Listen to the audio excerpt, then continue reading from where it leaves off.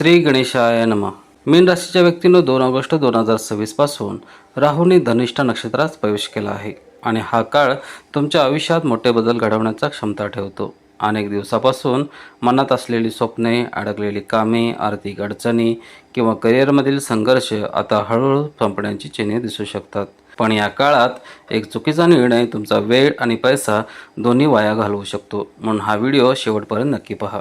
कारण आज आपण जाणून घेणार आहोत राहूच्या या परिवर्तनामुळे मीन राशीच्या व्यक्तींच्या जीवनात कोणते मोठे बदल होऊ शकतात आणि कोणत्या गोष्टींची विशेष काळजी घ्यावी लागेल. राहूचे धनिष्ठ नक्षत्रात परिवर्तन. 2 ऑगस्ट 2026 पासून राहू धनिष्ठ नक्षत्राच्या प्रभावाखाली आला आहे.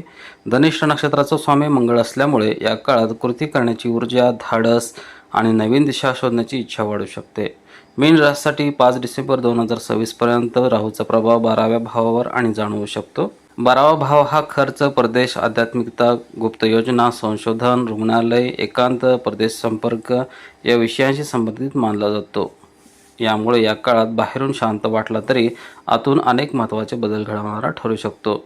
खर्च वाढू शकतो, पण योग्य ठिकाणी या काळात काही आवश्यक खर्च वाढण्याची शक्यता आहे. घरासाठी, शिक्षणासाठी, आरोग्यासाठी, व्यवसायासाठी किंवा प्रवासासाठी खर्च होऊ शकतो. हे खर्च भविष्यासाठी उपयोगी ठरू शकतात. मात्र अनावश्यक खर्च टाळणे अत्यंत आवश्यक आहे. भावनेच्या भरात खरेदी करू नका. प्रत्येक खर्चाचे नियोजन करा. परदेशाशी संबंधित संधी. 12व्या भावाचा संबंध परदेशाशी असल्यामुळे परदेशात नोकरी, परदेशी कंपनीसोबत काम, विजा, उच्च शिक्षण, ऑनलाईन परदेशी प्रोजेक्ट्स अशा संधी निर्माण होऊ शकतात. ज्याने अनेक दिवसापासून परदेशात जाण्याचे स्वप्न पाहिले आहे त्यांच्यासाठी सकारात्मक हालचाल सुरू होऊ शकते. जर तुम्ही सध्याच्या नोकरीत समाधानी नसाल तर नवीन संधी मिळू शकते. नवीन जबाबदारी मिळू शकते. काही लोकांना विभाग बदलण्याची किंवा नवीन कंपनीत जाण्याची संधी मिळेल. ज्यांचे काम डिजिटल, ऑनलाईन, संशोधन, वैद्यकीय, IT किंवा परदेशी ग्राहकाशी संबंधित आहे त्यांच्यासाठी हा काळ विशेष महत्त्वाचा ठरू शकतो. अनेक दिवसापासून रखडलेले एखादे काम, सरकारी प्रक्रिया, कर्जाशी संबंधित विषय किंवा कायदेशीर प्रकरण यामध्ये हळूहळू सकारात्मक हालचाल दिसू शकते. संयम ठेवून प्रयत्न सुरू ठेवा. आर्थिक नियोजनाची गरज. या काळात पैसा येईल पण त्याचवेळी खर्चही वाढू शकतो. म्हणून कमाईपेक्षा बचतीवर जास्त लक्ष द्या. नवीन आर्थिक योजना तयार करा. जुने कर्ज कमी करण्याचा प्रयत्न करा. भविष्यासाठी सुरक्षित निधी तयार करा. मनाची शांतता महत्त्वाची. 12व्या भावाचा प्रभाव मनावरही पडू शकतो. कधीकधी विनाकारण चिंता, नकारात्मक विचार, एकटेपणा किंवा भविष्याची काळजी वाढू शकते. अशा वेळी स्वतःवर विश्वास ठेवा. ध्यान, प्राणायाम किंवा नियमित चालण्याची सवय लावा. सकारात्मक लोकांच्या सहवासात राहा. या काळात प्रत्येकावर लगेच विश्वास ठेवू नका. ऑफिसमध्ये, व्यवसायात किंवा आर्थिक व्यवहारात सर्व माहिती तपासूनच निर्णय घ्या. तुमच्या भविष्यातील योजना प्रत्येकाला सांगणे टाळा. काम शांतपणे करा आणि यश मिळाल्यावरच याची घोषणा करा. मित्रांनो, राहू तुम्हाला आतून मजबूत बनवण्याचा प्रयत्न करत आहे. हा काळ फक्त पैसा कमवण्याचा नाही तर स्वतःला अधिक सक्षम, शिस्तबद्ध आणि दूरदृष्टी असलेली व्यक्ती बनवण्याचा आहे. योग्य नियोजन करा. प्रत्येक संधी ओळखा आणि प्रत्येक दिवस तुमच्या भविष्याची मजबूत पायाभरणी करण्यासाठी वापरा. मित्रांनो, आता आपण जाणून घेणार आहोत या गोचरातील सर्वात मोठा टप्पा. 5 डिसेंबर 2026 नंतर राहूच्या प्रभावामुळे होणारे बदल. धनलाभ, करिअरमधील प्रगती, व्यवसायातील नवीन संधी आणि या काळात टाळावयाच्या 5 मोठ्या चुका. 5 डिसेंबर 2026 पर्यंत राहू तुमच्या आयुष्यात नियोजन, खर्च आणि संयम शिकवण्याचे काम करेल. पण 5 डिसेंबर 2026 नंतर परिस्थितीमध्ये मोठा बदल होण्याची शक्यता आहे. या काळात राहूचा प्रभाव 11व्या भावावर अधिक जाणवू शकतो. ज्योतिषशास्त्रात 11वा भाव हा लाभ, उत्पन्न, इच्छा पूर्ण होणे, मोठे संपर्क आणि आर्थिक वाढ यांचा भाव मानला जातो. याच कारणामुळे डिसेंबरचा काळ अनेक मीन राशीच्या व्यक्तींसाठी आशादायक ठरू शकतो. या काळात फक्त एकाच उत्पन्नावर अवलंबून राहण्याची गरज भासणार नाही. अनेकांना साईड बिझनेस, ऑनलाईन उत्पन्न, फ्रीलान्सिंग, डिजिटल काम, नवीन व्यवसाय अशा माध्यमातून अतिरिक्त कमाईची संधी मिळू शकते. जर तुम्ही YouTube, social media, blogging, digital marketing आणि ऑनलाईन व्यवसायाशी संबंधित असाल तर तुमच्या मेहनतीला चांगले प्रतिसाद मिळू शकते. नोकरी करणाऱ्या व्यक्तींना नवीन जबाबदाऱ्या मिळू शकतात. अनेक दिवसापासून वाट पाहत असलेली पदोन्नती मिळू शकते. वरिष्ठ अधिकारी तुमच्या कामाचे कौतुक करू शकतात. नोकरी बदलण्याचा विचार करत असाल तर चांगल्या संधी मिळण्याची शक्यता आहे. स्पर्धा परीक्षेची तयारी करणाऱ्यांनाही मेहनतीचे फळ मिळू शकते. व्यवसाय करणाऱ्यांसाठी हा काळ विस्ताराचा ठरू शकतो. नवीन ग्राहक मिळू शकतात. जुन्या ग्राहकांचे संबंध अधिक मजबूत होतील. दुसऱ्या शहरातून किंवा प्रदेशातूनही काम मिळण्याची शक्यता आहे. ऑनलाईन व्यवसाय वाढवण्यासाठी हा काळ अनुकूल ठरू शकतो, पण प्रत्येक व्यवहार लेखी स्वरूपात करा. आर्थिक व्यवहारात पारदर्शकता ठेवा. गुंतवणुकीसाठी योग्य वेळ. या काळात म्युच्युअल फंड, शेअर मार्केट, जमीन, दीर्घकालीन गुंतवणूक यामध्ये रस वाढू शकतो. पण भावनेच्या भरात किंवा इतरांच्या सांगण्यावरून गुंतवणूक करू नका.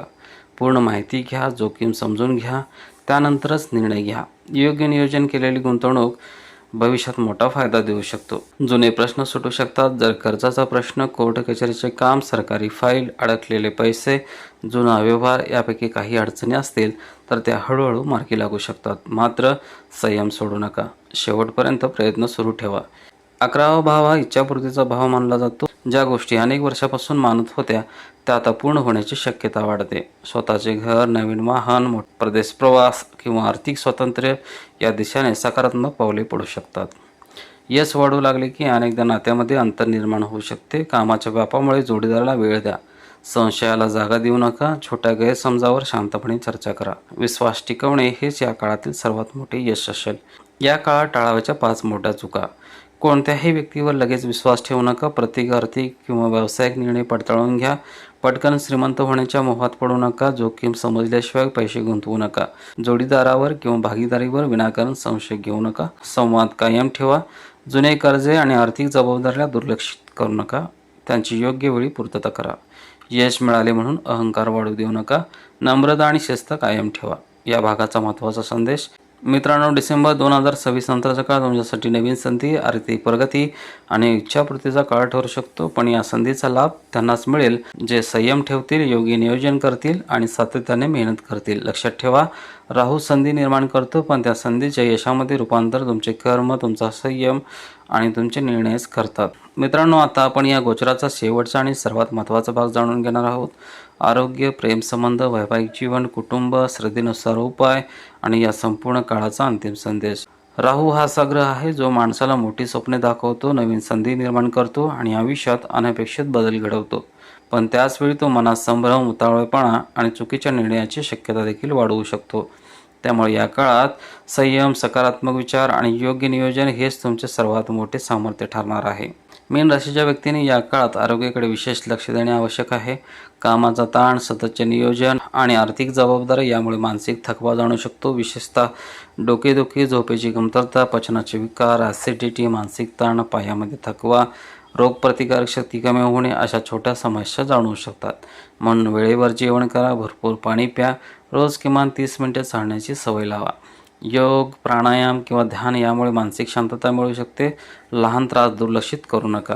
5 डिसेंबरपूर्वी आणि त्यानंतरही नात्यामध्ये विश्वास टिकवणे अत्यंत आवश्यक राहील. कामाच्या व्यापामुळे जोडीदाराला वेळ कमी मिळू शकतो. यामुळे काही गैरसमज निर्माण होण्याची शक्यता आहे. म्हणून जोडीदाराचे बोलणे शांतपणे ऐका. रागाच्या भरात कोणताही निर्णय घेऊ नका. तिसऱ्या व्यक्तीच्या बोलण्यावर विश्वास ठेवू नका. जर तुम्ही अविवाहित असाल तर नवीन ओळखी होण्याची शक्यता आहे, पण फक्त आकर्षणावर निर्णय घेऊ नका. समोरच्या व्यक्तीचा स्वभाव आणि विचार समजून घेण्यासाठी वेळ द्या. या काळात कुटुंबातील जबाबदाऱ्या वाढू शकतात. घरात शुभकार्य ठरू शकते. जुने कौटुंबिक वाद मिटवण्याची शक्यता आहे. भावंडाकडून सहकार्य मिळू शकते. आई-वडिलांच्या आरोग्याकडे लक्ष द्या. त्यांचा आशीर्वाद तुमच्यासाठी प्रेरणादायी ठरू शकतो.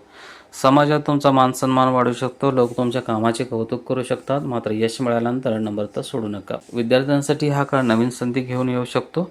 परदेशी शिक्षण, ऑनलाईन कोर्स, स्पर्धा परीक्षा, तांत्रिक शिक्षण, संशोधन या क्षेत्रात प्रगतीची शक्यता आहे. मोबाईल आणि सोशल मीडियावर अनावश्यक वेळ घालवू नका.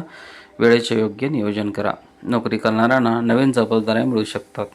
वरिष्ठ अधिकारी तुमच्या कामाची दखल घेऊ शकतात. व्यवसाय करणाऱ्यांना नवीन ग्राहक आणि नवीन बाजारपेठ मिळण्याची शक्यता आहे. ऑनलाईन माध्यमातून उत्पन्न वाढू शकते. परदेशी ग्राहकाशी संबंध मजबूत होऊ शकतात. पण कोणताही करार किंवा आर्थिक व्यवहार करण्यापूर्वी सर्व कागदपत्रे काळजीपूर्वक तपासा. दररोज किंवा शक्य असल्यास सोमवारी भगवान शिवांना जल अर्पण करा. ओम नमः शिवाय या मंत्राचा श्रद्धेने जप करा. शक्य असल्यास श्रावण महिन्यात रुद्राभिषेक करावा. आठवड्यातून किमान एकदा विष्णू सहस्त्रनाम पठण किंवा श्रवण करावे. यामुळे मनाला शांतता आणि सकारात्मक ऊर्जा मिळू शकते. गरजू लोकांना मदत करावी. श्रद्धेनुसार 7 प्रकारचे धान्याचे दान करावे. पक्ष्यांना धान्य टाकावे. गाईला चारा द्यावा.